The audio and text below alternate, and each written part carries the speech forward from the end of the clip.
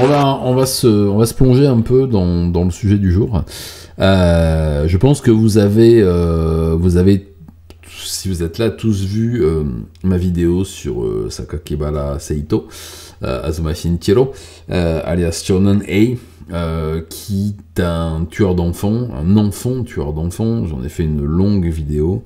J'ai aussi consacré un chapitre assez long, ce personnage dans le premier livre Satsujin, et puis quelques petites brèves comme ça. Oui, le lundi et le jeudi, Fonfan. Le lundi soir et le jeudi soir. Et lundi soir, brève, actualité japonaise, et jeudi soir, un sujet. Voilà, avec plaisir. Et donc ce soir, on parle de Sakakibara Seito, donc l'enfant tueur d'enfants, et avec l'actualité qui va avec, parce que je vais vous rappeler un peu les faits, mais comme vous le savez, nous avons sorti chez Serial Pleasures et Camion Noir, donc mon éditeur, 2 livres déjà de Sagawa Issei. Et il se trouve que on en parle très souvent avec Nico, même la dernière fois que je l'ai invité. On en a parlé, je vais peut-être décaler un peu ma caméra, voilà, on sera mieux comme ça, on n'est pas bien là, mais non, comme ça on est mieux. Voilà, on en a parlé beaucoup. Les témoignages que sont les livres écrits par les tueurs eux-mêmes sont extrêmement intéressants à divers points de vue. D'abord celui du témoignage direct, ce qu'on a vu avec Dans le brouillard, le livre de Sagawa que j'ai traduit la fin de l'année dernière, qui est sorti au début de cette année. Il se trouve que parmi les dossiers dont j'ai traité sur la chaîne, celui de Sakakibara Seito a été celui que j'ai pu rédiger le plus facilement, parce que je disposais de son livre, Zekka, qui est une espèce de somme de toutes ses pensées, de toutes ses anecdotes, où il nous livre sa psyché, où il nous parle vraiment de sa petite enfance, de tout ce qu'il a pu penser avant de passer à l'acte. Et j'en avais parlé à Nico de Zekka, de ce livre, et il m'avait dit qu'effectivement ça pourrait être extrêmement intéressant si il pouvait y en avoir une traduction en anglais et une traduction en français. Je me suis donc lancé dans la traduction là, il y a quelques semaines, et ça m'a permis de me replonger un peu dans le dossier et d'aller voir un peu ce qui s'était passé. C'était au début janvier, voilà, ça fait donc 2 mois, pardon, j'ai dit quelques semaines, oui, ça fait 8 semaines, quoi. Et en me replongeant dans le dossier, j'ai trouvé quelques contacts que j'avais établis à l'époque, notamment avec le psychiatre qui l'avait expertisé à sa sortie du centre, et j'avais 2-3 pistes pour le retrouver. Il se trouve que je l'ai retrouvé. Voilà, il se trouve que je l'ai retrouvé. Ça n'a pas été facile, j'ai des amis qui m'y ont aidé.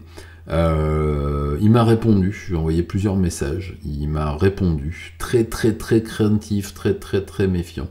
Mais je pense que c'est lui, a priori, c'est une adresse sur une messagerie cryptée, je pense que ça doit être lui. J'attends d'avoir des confirmations, mais a priori, c'est lui. Donc il m'a répondu, j'ai réussi à le retrouver.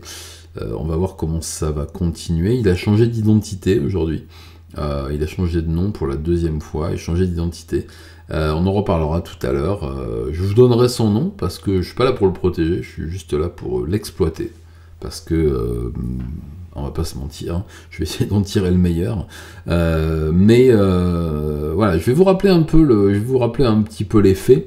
Donc on va parler ce soir de celui qu'on a surnommé le garçon A au début, parce que c'est quelqu'un qui a tué d'autres enfants alors qu'il était lui-même enfant.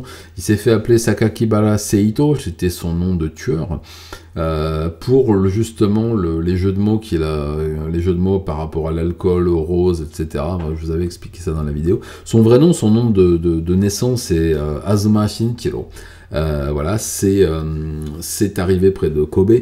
J'en avais déjà parlé à maintes reprises. Donc il est né le 7 juillet 1982 et c'est un garçon assez perturbé. C'était un jeune enfant qui avait beaucoup de problèmes affectifs, hein, comme j'en ai déjà parlé à maintes reprises, qui était très proche de sa grand-mère.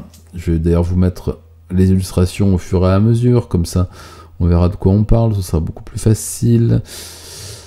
qui était très proche de sa grand-mère. Alors on le voit avec sa mamie. C'est d'ailleurs une illustration qui est au dos de son livre, hop là, qui est au dos de son livre, et c'est une des premières illustrations sur laquelle on tombe quand on est dans une librairie, et de son chien. Voilà, tout petit, ses parents qui étaient très très très occupés et qui étaient peu à la maison. Oui, c'est lui, oui, qui en écoute, ça fait. Et il était vraiment quasiment élevé par sa grand-mère, qui était une femme, d'après ce qu'on peut en lire dans son témoignage et aussi dans d'autres articles, une femme plutôt posée, qui s'en est occupée, qui lui a donné une éducation, beaucoup d'amour, voilà. Et son chien, voilà, un Akita qui lui avait été offert quand il était petit. Et il se trouve que en 1995, donc il avait 13 ans, sa grand-mère meurt d'un cancer foudroyant en quelques semaines, elle est partie, et son chien juste après, voilà. Et donc il est devenu très différent de ce qu'il a pu être avant. Il a intériorisé beaucoup de choses, il a commencé à s'attaquer à des animaux, bien sûr. Au début il tuait des grenouilles, alors je vous avais raconté les anecdotes, on verra vers ma vidéo pour tout ça. Il mettait des grenouilles comme ça en enfilade, des escargots ou des grenouilles, il roulait dessus avec son vélo. Ensuite il s'est attaqué à des chats. Il attrapait les chats du quartier quand il avait 13-14 ans, et il les torturait, enfin il les coupait en morceaux, il leur a fait des choses assez bizarres. Et puis, et en 96, il a découvert à la bibliothèque et dans des magazines à scandale, eh bien, les histoires des tueurs en série, principalement américains.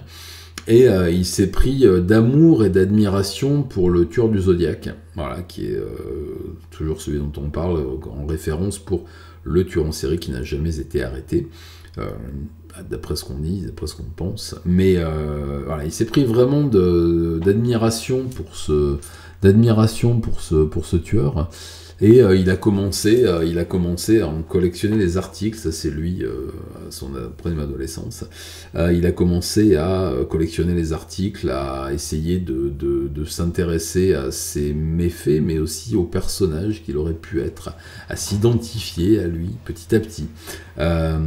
Et de ces lectures un peu étranges, vous le savez, il a commencé à envisager d'arrêter de s'attaquer à des animaux, et il a voulu s'attaquer à des humains, voilà. Et il a commis son premier forfait le 10 février 1997, où il a attaqué, alors ce ne sont pas ces enfants-là, ça ce sont ses victimes, mais là je vous parle de son premier méfait, sa première attaque, où il a attaqué 2 enfants de son école de 10 et 11 ans avec un maillet en caoutchouc, vous savez, de ces maillets avec lesquels on plante les piquets, ou avec lesquels on fait de la carrosserie, et en les blessant très très très gravement à la tête, toutes les deux. Il a été couvert par son collège, qui n'a pas voulu le dénoncer à la police, enfin vous connaissez l'histoire. Ensuite, le 16 mars 1997, il a attaqué avec un marteau, cette fois-ci un marteau en acier, la petite Ayaka Yamashita, de 10 ans. C'est la petite fille que l'on voit ici, qui sourit, et qui a été sa toute première victime. Voilà, il l'a attaquée alors qu'elle rentrait de l'école. On n'a pas pu l'identifier, bien entendu, mais il s'est acharné à coups de marteau sur elle et il l'a tuée. Elle est morte à l'hôpital peu de temps après. Et quelques heures plus tard, il est allé dans une école primaire du voisinage avec un couteau, et il a attaqué une petite fille de 9 ans au couteau, en la blessant très très très gravement. Elle est toujours handicapée à cause de ses blessures, alors qu'elle sortait des toilettes, voilà. C'était ses 2 premières victimes, dont une mortelle.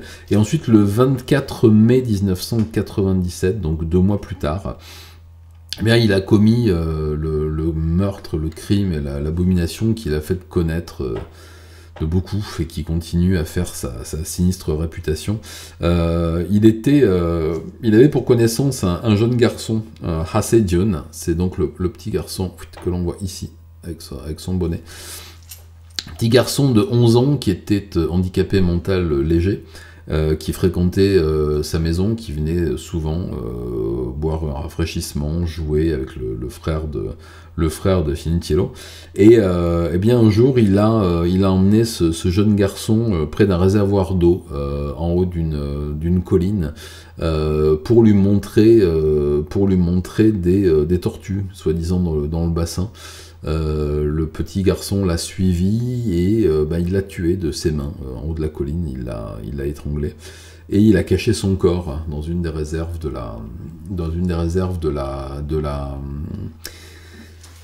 du château d'eau, excusez-moi. Il est revenu le lendemain pour récupérer le corps avec des outils. Il a décapité le corps, vous le savez, il l'a ramené à la maison. Il a goûté la chair, le sang, il a pratiqué des activités S avec la tête de sa victime. Il le raconte dans son livre, hein, d'ailleurs.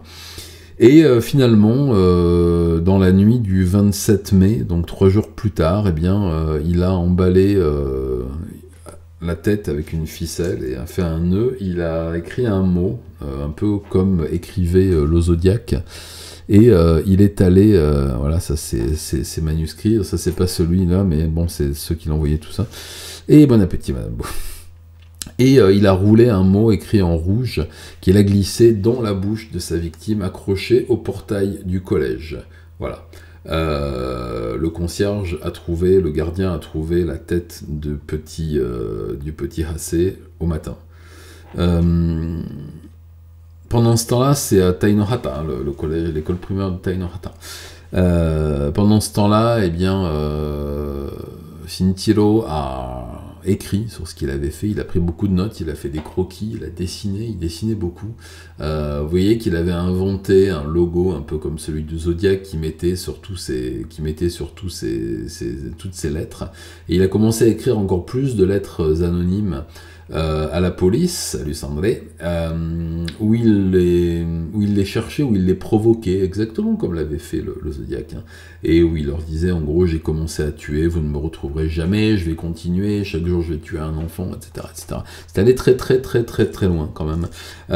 Ça a duré un mois, quand même, 28 jours d'enquête, où la police de Kobe a quand même pas mal ramé, hein, alors qu'il y avait des témoignages et beaucoup d'indices. Et on a fini par l'arrêter. On a fini par l'arrêter le 28 juin 1997. Je m'attarde pas sur tous les détails, je vous renvoie à la vidéo, je vous mettrai les liens, mais vous verrez, vous l'avez certainement tous vu, pardon. Il a été arrêté le 28 juin 1997. Voilà, je vous rappelle qu'il est né en 82, hein, donc il n'avait pas encore 15 ans. Et il a été arrêté et emmené vers Kobe, justement, où il a été traduit devant le tribunal familial, et non pas devant... Alors ça, je le mettrai après. Il a été traduit devant le tribunal familial de Kobe, présenté à des pédopsychiatres qui ont examiné son état psychique, mental, etc. Il se trouve que son évaluation psy a trouvé un QI normal, pas de pathologie particulière, mais quand même un sadisme prononcé, des pulsions sexuelles immatures, un trouble du déficit de l'attention. N'étant pas condamnable au vu de son jeune âge et de ses problèmes psychiatriques, il a été envoyé dans un centre surveillé le 20 octobre 1997, là il avait 15 ans, et il a été condamné à une petite peine. Voilà, il a été condamné à une petite peine de 5 ans. Il a fait un peu plus, hein, parce qu'il a eu droit à d'autres évaluations, et puis il se trouve qu'en détention, enfin c'est pas en détention, il n'était pas détenu, il était dans un centre surveillé, un centre éducatif, psychologique et psychiatrique. Il se trouve qu'il s'est rendu coupable de beaucoup de violence. On l'a appris très tard. On l'a appris le 20 janvier 2005, juste après sa sortie. Bonsoir Comics, salut. Eh bien, bonne soirée. On a appris à sa sortie de ce centre que pendant sa détention, entre guillemets, c'est un infirmier de garde de son centre qui a donné une interview au magazine Shincho et qui a témoigné de nombreuses violences physiques qu'il avait commises sur ses amis. Mais Mais oui, c'est c'est à peu près comme la tueuse, ouais, on est un peu dans le même truc. Nevada. Mais il y a eu une évaluation faite par un collège d'experts, voyez-vous, qui a décidé en 2004 qu'il n'était plus dangereux, qu'il pouvait donc être renvoyé à la vie civile et normale, sans plus de suivi. Et le 1er janvier 2005, à 7h du matin, parce qu'ils ont été obligés de lui faire finir son année 2004, le 1er janvier 2005, il est sorti et il est parti. Il est reparti dans la nature, voilà. On n'a pas vraiment été informé de ce qu'il a fait ensuite. Alors Nevada, tiens, bon, j'en ai pas encore parlé sur la chaîne. La vidéo est en préparation pour un de ces quatre. Moi je vous avais fait une vidéo sur GolX qui avait fait des trucs quand même pas mal, hein, qui avait découpé sa petite amie en direct sur internet, c'était déjà pas mal. Lui non, il n'y avait pas internet, je pense qu'il aurait bien aimé. Enfin il y avait internet mais on va dire qu'il n'avait pas accès. Il a donc été renvoyé à la vie civile le 1er janvier 2005 et là il s'est fondu un peu dans la masse. On n'en a plus tellement entendu parler, on savait qu'il avait changé d'identité. Il avait pris son nom Azuma Shinichiro, c'était son nom de naissance que personne ne connaissait puisqu'il avait été condamné étant mineur, donc son nom n'était pas sorti dans les journaux. Mais il se trouve que c'est le magazine Shincho qui justement a sorti une photo de lui à 22, 23, 24 ans, hein, 22 ans, et a donné son vrai nom. Voilà, donc Azuma Shinichiro a expliqué où il habitait, donc il a commencé à être la cible des paparazzis et tout. Les gens n'allaient pas forcément l'enquiquiner parce que il y avait quand même une crainte hein, sur sa personne, et on a su très vite qu'il avait trouvé une petite amie qui s'était installée avec elle et qui travaillait dans la construction. Voilà, c'était devenu un jeune homme plutôt maigre avec des lunettes, une tête un peu bizarre s'il en est, et quelques temps plus tard, eh bien il a ouvert un vlog. Et puis des forums de discussion qui tournaient principalement autour du BDSM, des pratiques prononcées, on va dire, mais aussi autour d'affaires criminelles. Il a pris contact avec Sagawa Issei. Ils ont échangé des dessins, ils ont échangé des lettres, ils ont échangé, d'après ce que je sais, d'après ce que j'ai pu apprendre, dans diverses notes, ils ont échangé des recettes de cuisine de chair humaine. Ils ont correspondu à un moment. Je vais vous montrer certains des dessins de Seito. Celui-là c'est pas le plus représentatif, mais j'ai pas mal de dessins de lui. Voilà, ça fait partie des premiers dessins avec des écrits qu'il a pu produire. Ensuite on a des choses aussi assez connues comme celle-ci qui je pense a été faite aussi avec Paint ou truc du genre, qu'il vendait très cher d'ailleurs, hein. Alors je ne connais pas de collectionneurs parmi mes amis, que ce soit Nico ou que ce soit David ou d'autres. Personne n'a pu en avoir, mais je sais qu'il en a fait commerce pendant un long moment. Ça, ce sont les dessins qu'il faisait quand il était ado, au moment juste avant de passer à l'acte. Voilà, ça c'est ce qu'il a fait un petit peu plus tard. Ça, ce sont les dessins qu'il faisait juste avant de se mettre à la photo. Des dessins principalement de gastéropodes et de trucs un peu étranges.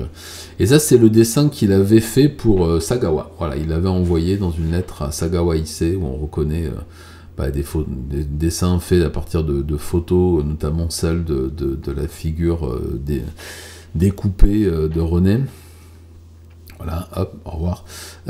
Et ça, c'est la photo qui a été prise de lui en 2015, juste avant un événement qui allait frapper le monde d'effroi. Donc c'est lui, il chose du 58 à peu près, dans le métro à Saitama, où on a appris qu'il travaillait comme soudeur, mais qu'il vivait aussi des dessins et des écrits qu'il vendait à des en le choc a été complet en en 2015 lorsqu'il a sorti ça.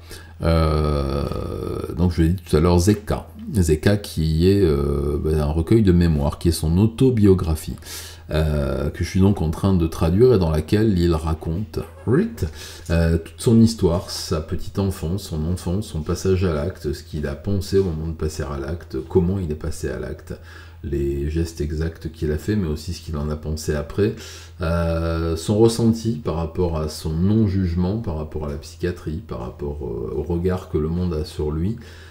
C'est assez troublant comme témoignage.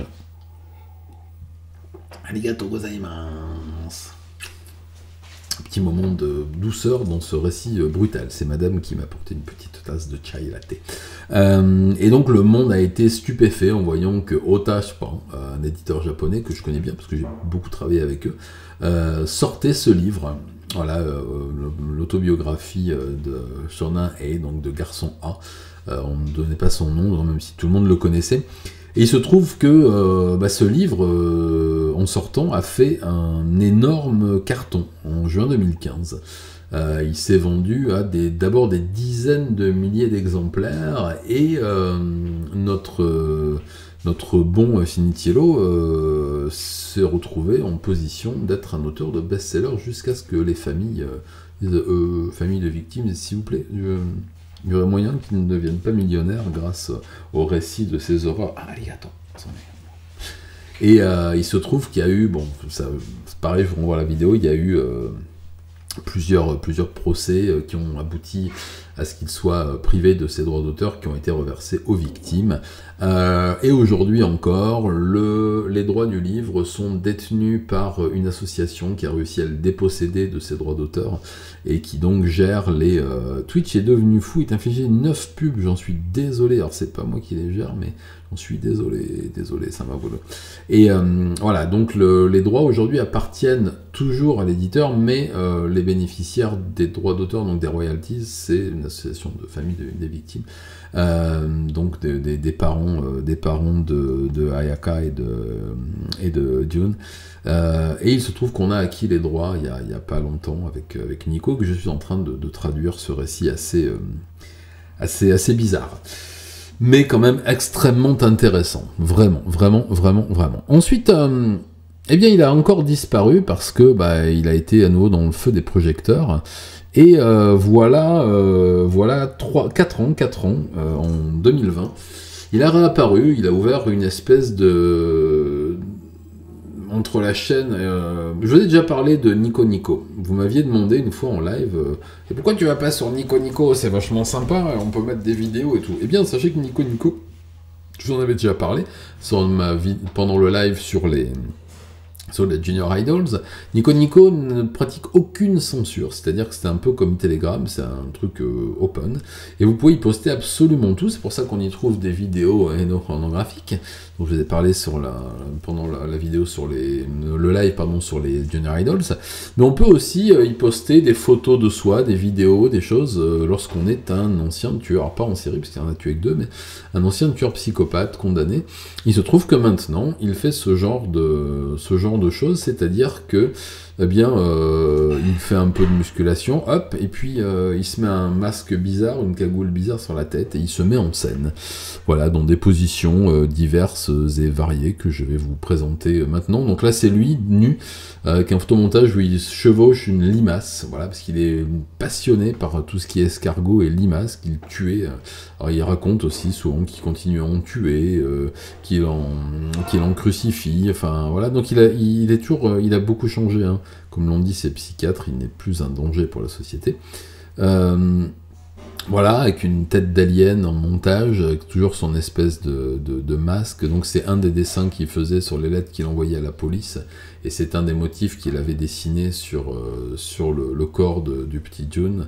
Donc on voit qu'il regrette beaucoup son geste, hein, bien sûr. Ça, il avait appelé Renaissance. Enfin bon, voilà, il est dans une espèce de... Voilà, ça aussi. C'est même une photo, je crois qu'il avait appelé Zeka aussi. Enfin, il est dans une espèce de process un peu étrange, où il parle de son culte, de son propre corps. Donc il fait beaucoup de sport, beaucoup d'activités. Il se filme et il se photographie en permanence. Voilà, il fait des montages de son corps avec des corps d'animaux. C'est une remise en question effectivement énorme de ce qu'il a pu faire jusqu'à maintenant, et il en vit parce qu'il a quand même un groupe de fans assez conséquent, on va dire. Voilà, je vous cache ça maintenant.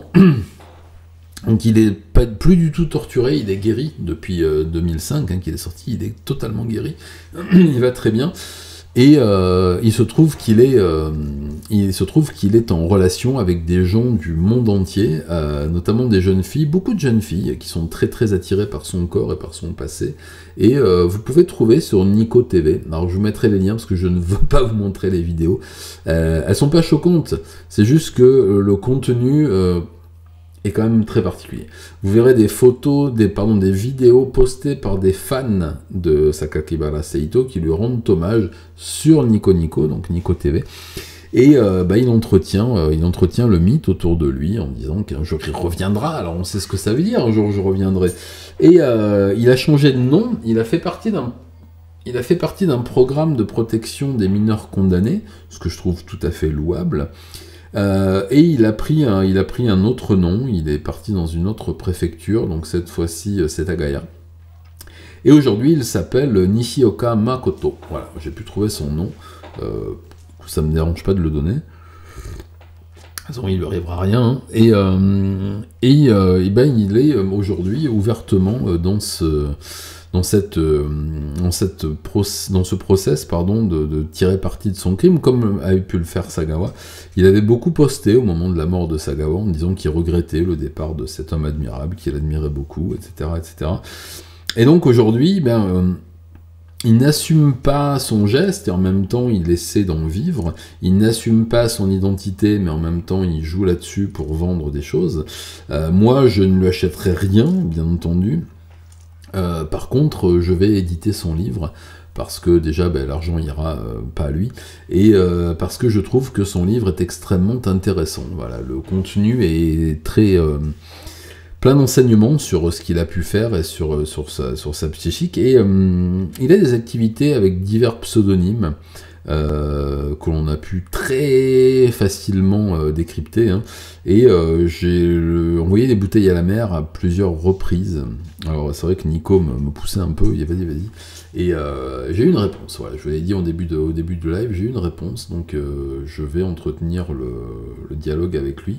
Moi il m'intéresse, c'est quelqu'un qui m'intéresse parce que je pense qu'il n'a pas la démarche de Sagawa. Il n'a pas l'intelligence, l'intelligence livresque et culturelle de Sagawa, mais je pense qu'il y a quelque chose à tirer de l'analyse de cette personne, de ce personnage, et je vais continuer à correspondre s'il veut continuer à correspondre. Alors, il ne veut pas correspondre par écrit, que par messagerie cryptée, donc par mail, parce que s'il correspond par écrit, il sait qu'on pourrait potentiellement revendre ses écrits, voilà, et donc se faire de l'argent sans le faire croquer. En gros, c'est ce que ça voulait dire. Bon, c'est comme ça. Même Ramirez et Bundy ont correspondu avec des gens quand ils étaient en prison, mais lui ne veut pas. Bon, je pense qu'il y a un petit poil de mégalo, mais après tout, il s'est toujours comparé au Zodiac, sauf que lui s'est fait choper 28 jours plus tard, mais enfin bon. On est en plein dans ce dont on parlait avec Viola, qui fait le sujet de son livre sur l'hybristophilie. On est en plein là-dedans, on est Samaboulou pour te répondre, c'est ça, c'est malsain et gênant. Il a beaucoup de fans, il a une fanbase féminine assez impressionnante, il y a beaucoup d'hommes aussi, beaucoup d'homosexuels qui sont très entichés de lui. J'ai vu beaucoup de témoignages d'hommes qui lui déclaraient leur flamme, qui voulaient lui faire des trucs, on va dire. Il en joue énormément, hein, les trucs avec les têtes d'aliens et tout, sa façon de se mettre en scène aussi. Il a eu quelques passages dans son livre où il parle justement de ses penchants aussi homosexuels, hein. D'ailleurs, Bon, c'est très compliqué à comparer, mais enfin, il a eu une attirance pour le petit John, hein, qu'il a décapité, assassiné. Il a même abusé de sa tête. Et il s'est astiqué, on va pas dire le mot en M, parce que je sais pas si ça va passer, sur sa tête coupée pendant les presque 2 jours qu'il l'a gardé chez lui. Donc bon, voilà, alors qu'il n'y avait eu aucune excitation de ce type-là sur les filles. On a su ensuite, après sa sortie, qu'il avait une compagne. Aujourd'hui, on ne sait pas. On ne sait pas. Mais tout pousse à croire que visiblement il serait plus ou moins bi et qu'il aurait, il aurait du coup 2 fois plus de public. Hein. C'est ce qu'on dit toujours quand on est jeune, ça. Et qu'on aime le côté pile et le côté face. Voilà, lui est dans ce cas-là, ce cas de figure-là, et on profite largement. Alors ça se sait peu, surtout depuis les lois de protection. L'ensemble de son œuvre, on va dire, écrite et dessinée, c'est-à-dire toutes les preuves et toutes les pièces à conviction du dossier d'instruction ont été brûlées. J'en ai parlé dans un des derniers petits Satsujin montés de l'ancienne époque, où effectivement je vous parlais de ce juge du Kansai, je sais plus où exactement, Osaka je pense, qui a fait incinérer toutes les pièces à conviction qui auraient pu être exploitées par des marchands, celles de Miyazaki Tsutomu, enfin voilà, toutes, et tous les dessins, les lettres que je vous ai montré tout à l'heure, tous les dessins à la plume et tout qu'il avait fait dans son centre, les dessins au crayon, les dessins à la tablette graphique imprimée, tout a été brûlé, détruit, les habits, les vêtements, le couteau, les marteaux, tout ce qui avait servi, qui normalement était donné ensuite aux familles ou qui était tout simplement jeté, donc en général récupéré par des gens. Là maintenant est systématiquement détruit au Japon, c'est la loi anti-murderabilia, je vous en ai parlé, et les condamnés à mort, notamment pour des crimes sadiques, n'ont plus droit, on pourra en parler un jour, mais n'ont plus le droit d'avoir des crayons, de la peinture, du papier, des choses comme ça, et ils ne peuvent plus produire, rien du tout. Ils ont le droit de lire, ils ont le droit de faire des choses, d'écrire à leur avocat, mais si jamais il y a un côté artistique, ils sont obligés de le détruire, et l'avocat n'a pas le droit de transmettre les lettres. Enfin voilà. Ça vient aussi beaucoup de là, parce que Sakaki Seito a quand même été un tueur. Bonsoir Fenel, bonjour, bonsoir. Un tueur très collectionné, très envié. On a beaucoup. Il faut savoir qu'en matière de murderabilia, à part Sagawa, il n'y a quasiment aucun tueur condamné, tueur en série, tueur de masse, tueur sadique japonais, qui ait pu produire des choses qui circulent dans le milieu de la murderabilia. On trouve des choses de Aomi Shinrikyo, mais qui sont des parutions officielles, des choses comme ça, ou des insignes, des trucs. Mais bon, on ne trouve quasiment rien. Moi, je saurais comment trouver, mais pour l'instant, c'est pas à l'ordre du jour. Je sais pas si... Je suis pas prêt pour toutes ces choses-là. On en parlera un jour. J'en parle souvent avec Nico, avec d'autres. Je suis pas dans cette collectionnite-là. Je comprends ceux qui le font, encore une fois. Moi, c'est pas mon but pour l'instant. Mais enfin, je veux quand même persévérer dans cette démarche que j'ai commencée. Je voudrais pouvoir comprendre. Vous savez, je m'implique sur la révision du procès de Wakayama, parce que Madame Hayashi est innocente, et elle a été condamnée à mort. Lui est coupable et n'a pas été condamné. Ah, l'automode, il va falloir que je me fasse un truc là-dessus un jour, parce que... je me demande si un criminel a vendu des news. Oui, tout à fait, oui. Oh, ouais, tout à fait. Sakakibara, on vend régulièrement. Ils vendent même des petites vidéos. On peut lui demander de faire des trucs. Voilà. Mais oui, certains l'ont fait, effectivement. Certains l'ont fait. Et continuent certainement de le faire aussi. Je n'ai pas ce message. Donc. Tiens, donc, c'est bizarre. Donc c'est bizarre. Ouais, je sais pas. Bon, le clavardage, cette fois, c'est un petit peu bizarre. Enfin, voilà. Donc, c'était pour vous tenir au courant un peu des activités et une espèce de que sont-ils devenus. Eh bien, lui, je le suis. Voilà. On va continuer à en parler parce que c'est un cas assez particulier. J'ai beaucoup plus de difficultés à suivre les activités de Girl X, dont je vous ai déjà parlé. Pas confondre avec Nevada Town, hein. Parce qu'elle a vraiment bénéficié, grâce à l'argent de son père, et de sa famille d'une protection maximale. Alors, comme je vous l'ai dit à la fin de la vidéo, mais j'en ai eu la confirmation, elle est devenue dentiste aujourd'hui, elle est dentiste. Donc si vous habitez à Tokyo, que vous avez une rage de dents, que vous avez besoin de vous faire poser un bridge, eh bien il y a une chance sur 1000 que vous vous fassiez charcuter la bouche par une jeune femme qui a autrefois découpé sa meilleure amie devant les caméras pendant toute une nuit. C'est comme ça. Programme de protection des mineurs. Voilà. Bon, on va arrêter là pour cette exposition des faits et du suivi. On va en reparler, on va bien sûr en reparler de Nishioka Makoto, puisque c'est son nom maintenant. Et je vous donnerai des nouvelles régulièrement de ce qui se passe. Et puis, bien, on se donnera rendez-vous cet été, je pense, pour la parution du livre. Je suis en train de traduire, comme je l'ai déjà dit 50 fois, mais comme je vous l'ai dit aussi au moment de la traduction des livres de Sagawa, une traduction, ça n'est pas juste du mot à mot, c'est une adaptation. Et là, effectivement, ça n'est pas une œuvre littéraire, c'est très mal écrit. Faire de la traduction mot à mot serait indigeste, donc j'essaie de faire de l'adaptation aussi pour que ça soit quand même pas agréable, mais enfin que ça puisse être lisible sans vomir à toutes les pages, ou alors vomir pour les bonnes raisons. Voilà, et je vous encourage une fois de plus à aller vous procurer Dans le brouillard de Sagawa qui est sorti chez Serial Pleasure. Je mettrai les liens pendant la rediff. Voilà. Mais écoutez, je vous propose de prendre vos questions maintenant, si vous avez des questions sur l'individu. Vous pouvez les mettre dans le clavardage, j'y répondrai avec grand plaisir, et sinon on passera à autre chose en attendant 22 h.